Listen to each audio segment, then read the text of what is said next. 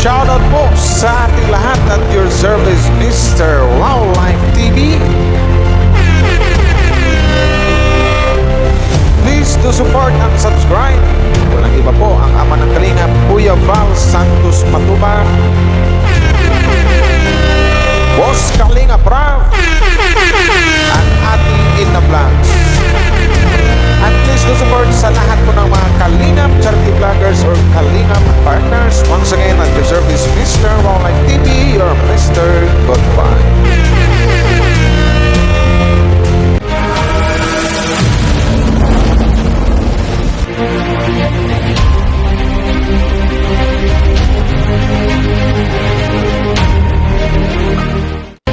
So, hello guys, magandang haba ng So yun na nga. So, shout out po sa lahat ng mga Team Kalingap fans dyan, no? Hello po sa inyo. Good morning, or good afternoon, or good evening sa mga ano natin dyan. So, ito na nga. Alam niyo naman siguro kung anong i-react ko ngayon. Nakita niyo si Papa Ed sa gilid ko, pero hindi po Edsi ang i-react po natin ngayon. So, alam ko namang alam niyo na kung ano yung mga isyong mga nangyari kahapon dahil na doon sa nangyaring may rampahang naganap about sa Kalingap or sa Velvet Box. So yun na nga. So ito na nga, alam natin na nagkaroon ng maraming bashers ang isang Carla Tupular. So si Ido yung anong ko dito, pero hindi po Itzy yung i-react natin. So bago tayo magsimula guys, bago ang lahat, suportahan po natin ang buong team Kalingap, Val Santos Matubang, Kalingap Rap, and Ate Edna Vlogs. So ito na nga, hinahatching ako, tika lang. Hindi matuloy-tuloy yung hatching na nakakabitin. So ito na nga, alam natin na kahapon talaga doon sa live ni Kuya Val Santos Matubang doon sa Isim Dait, na which is na marami talagang nag-abang mga fans ng Danjoy, inaabangan yung rampa nila. Doon na nga sila ni Boss Kalingap Dan, sila ni Joy Diwata. Marami din nag-aabang sa mga fans ng Itzy, sa rampahan nila ni Papa Ed saka ng kanyang wifey na si Viancy. At saka syempre ang Jumcar, marami ring nag-abang, dami nag-abang sa mga Jumcar fans ang rampahan nila ni Jumar at saka ni Carla. So mayroon lang mga pangyayaring mga nagaganap o mga pangyayaring hindi inasahan kasi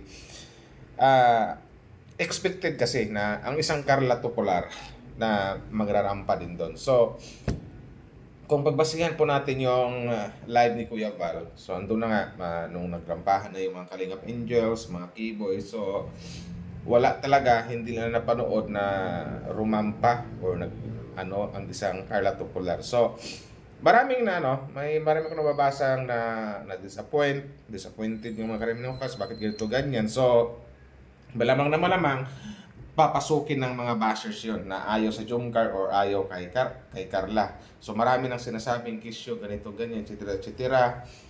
May mga iba-ibang mga fans na nagsabing baka daw na nadala sa hiya, hindi nakayanan yung magrampa kasi alam naman natin na mahiyain ang isang Carla Tupular noon pa, kung nakilalang Kalingap hanggang ngayon, talagang still mahiyain. Although andun na yung nabas-bawasan yung pagkamahiyain ng isang Carla, pero andun pa rin yung hindi nawawala talaga na pagkamahiyain niya. So ang nangyari ngayon, marami na nang babash. So actually, para malinawan ng lahat kung bakit ba hindi nagawang hindi na silayan ng mga Jumcar fans o ng mga fans ni Carla, na hindi na silayan ng pagrampa niya doon sa Isim Dait, sa Velvet Box Kalingap. So, yun na nga, ang daming bashers na awa ko sa Carla, pero yun na nga, sa ibang mga fans din namin na disappoint. So, yung iba, naintindihan kung bakit nakaramdam ng ganun. Pero, bago sana magsalita ng mga kisyo ganito laban kay Carla, na alam nyo naman na in the very first place na maramdamin talaga ang isang Carla. At saka hindi rin niya kagustuhan yung mga pangyayari kung bakit hindi siya nakarampa. So, nakakadismaya lang. Something like na nakakadismaya yung mga pinagsasabi ng ibang mga fans na hindi na lang muna nila inalam kung yung buong kwento kung bakit wala ang isang Carla doon sa rampahan nga, doon sa Kalingap, doon sa Velvet Box, kasi nagrampa ng ibang mga love team doon, mga Keyboys, sila ni Viancy, sila ni Joy, pero si Carla yung wala. So ito, para malaman nyo ang dahilan kung bakit ganon, wala ang isang Carla Tupular sa doon sa rampahan na yon. Kasi ang marami yan, kasi talagang kahapon talagang tagtad ng bash talaga ang isang Carla Tupular. So nadagdagan pa ng ibang mga fans na disappoint ko, no, ito ganyan. Dapat alamin nyo muna.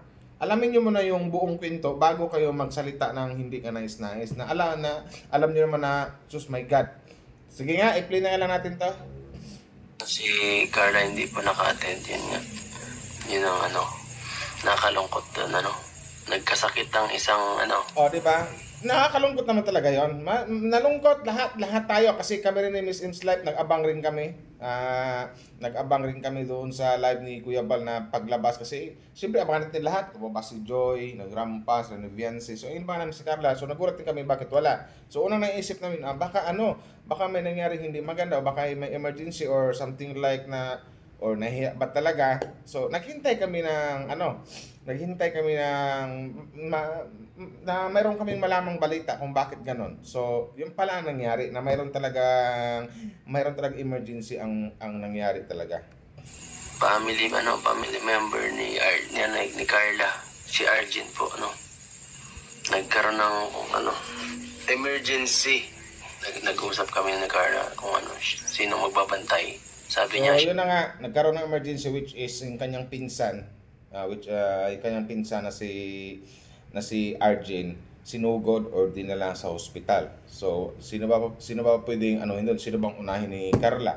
Yung pagrampa or yung buhay ng pinsan niya? Kasi pag sinabing emergency, dapat naman talaga na literal na yun yung unahin.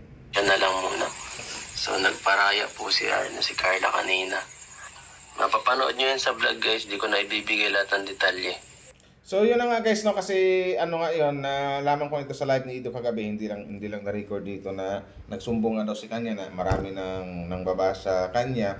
Buti na lang sabi ni Kalingap Ido, wag mo nang pansinin yan. Ang pansinin mo, ang unahin mo yung something like yung kalagayan ng pinsan mo. Kasi hindi naman makakatulong yung bashers di ba?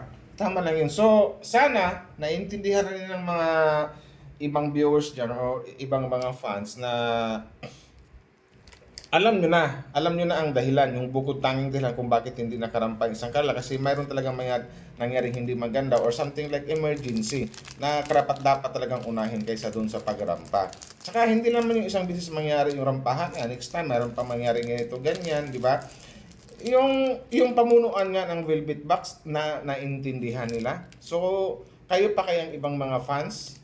So, wag ganon. Hindi naman porkit ang dami nang sinasabing hindi kaya-aya or hindi maganda sa isang Carla Bell. So, naawa lang ko sa isang Carla kasi yun na nga, sa bagay, sabi na ng iba, na-disappoint kami, pero sa badang huli, yung pala naintindihan namin kasi issue ganito, ganyan. So, wag niyo kasi kahapon kasi ramdam ko talaga na nagkaroon ng butas yung mga basher hindi si Carla, hindi nagrampa, kisyo ganito ganyan. Ito na ang dami ng pangbabash, kisyo ganito ganyan si Carla. Ang dami ng mga masasakit na salita. So yun po yung dahilan guys na nagkaroon ng I don't know kung hika ba or ba yun, asthma, magkapareho lang ba yun na ang isang RG na talagang sobrang delikado yon na yun na nga ang alam ko yata sabi nga ni Ido dito na magbantay nga daw sa hospital si Carla kasi yung pinakamalapit na nakamag-anak. So malalaman naman natin yan. So baka ma-vlog yan o ni Boss Kalingap Ido or ni Boss Kalingap Raba ganon. So sana dyan sa mga fans naman nag-overthink kay Carla na kisyo ganito ganyan o dami nang sinasabing di maganda, maghunos dili po kayo. Yun lang po. Kasi ang bukod tanging dahilan kung bakit hindi nakarampa po ang isang Carla kasi may nangyaring hindi maganda sa kanyang pinsan na emergency isinugod sa ospital. So ano bang dapat unahin? Yung pagrampa o yung buhay ng pinsan niya. At saka saludo ako sa isang Carla di ba? Saludo ko sa isang Carla, nakakabilib ang isang Carla. Talagang sinasakripisyo niya yung pagrampa niya na alam ko meron siyang makukuha doon. Talagang inuna niya yung kalagayan ng kanyang kamag-anak or pinsan ba yun niya si Arjen. So, yun lang po. So, gaya ng sinabi ko kanina, kahapon talaga, natagtad ng pangbabash si Carla, masakit lang doon. May mga ibang fans din ang sabing na na disappoint na hindi man lang inalam mo na yung buong kwento kung bakit wala ang isang Carla. Na alam niyo naman na bago nangyari yon na si Carla nakapamili na rin ng damit kung ano yung susuotin kasi talagang ready na talaga ang isang Carla na magrampa, 'di ba? Namili ng damit kung ano yung mga susuotin niya sa doon sa naturang event, so ganito ganyan. Pero ang daming nagulat kasi ang daming nag-expect talaga. Daming expect na magrampa talaga ang isang Carla at isa na ako doon. So, man nangyaring hindi maganda na matawag ng emergency na hindi dapat palagpasin or hindi dapat anuhin. So, yun na nga, yun po ang dahilan.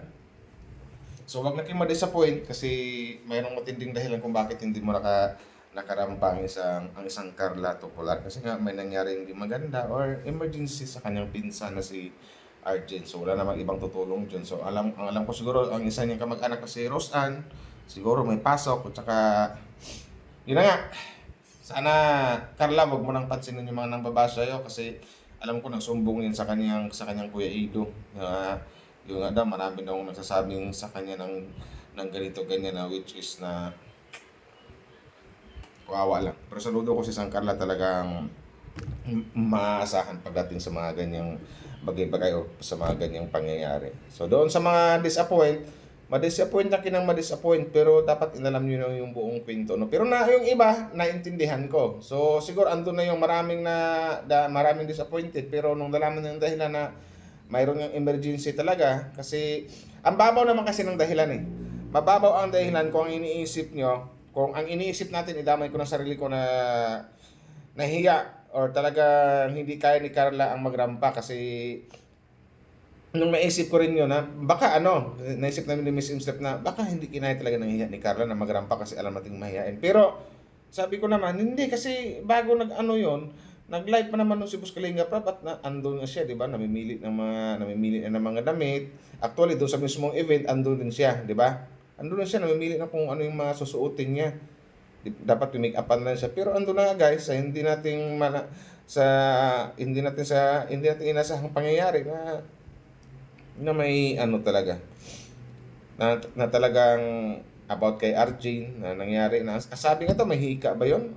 Comment down below kung ano yung sakit ni Arjen na hindi dapat talaga pababayaan. So naawa lang ko sa isang Carla kasi natadtad ng bash na alam naman natin na alam nyo na pag si Carla isang maramdami na bata na kung makabasa ng mga hindi kaya-aya yan na talagang dinadamdam talaga niya. So sana dyan sa mga fans na disappoint, so sana naintindihan nyo na ngayon na kung bakit hindi nakapagrampa ang isang Carla kasi ano bang dapat unahin, yung rampa or yung buhay ng kanyang pinsan na si Arjen. So yun lang yun. So next time, mangyayari na makakarampa pa rin ang isang Carla Bells. Ulitin ko lang yung mismong mga pamunuan ng Velvet Box, lalong-lalo si Boss Kalinga Prab, naintindihan nila bakit ganon, nagigits nila, pero bakit yung ibang mga fans hindi. Ando na yung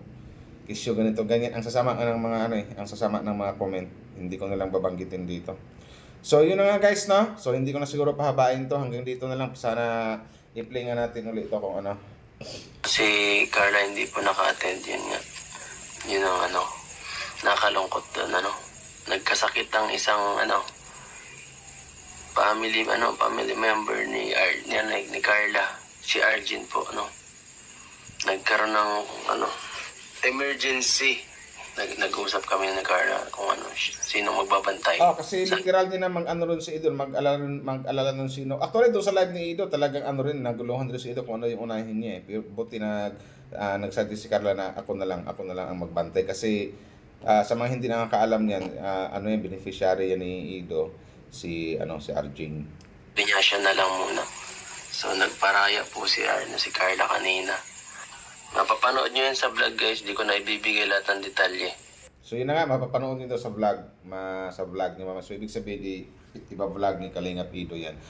So, doon sa mga nang bash, karma na lang ang hintayin nyo sa mga pinagsasabi nyo kay Carla. Doon sa mga fans na disappoint kahapon kung bakit walang sa Carla, kung bakit hindi nakarampa or wala isang Carla doon sa doon sa ano pag sa mga rampahan. So alam niyo na siguro yung buong dahilan kung bakit wala doon si Carla. At sana nagigits niya at sana intindihin niyo ang isang Carla.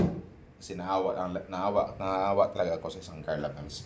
So yun na guys, no, hindi ko na pahabain to. So ito lang muna ating maiksing reaction ngayon. Maya abangan nyo na lang, mayroon pa akong i-upload. So maraming salamat po sa mga nag-like and share. Thank you very much po sa inyo. Hanggang dito na lang.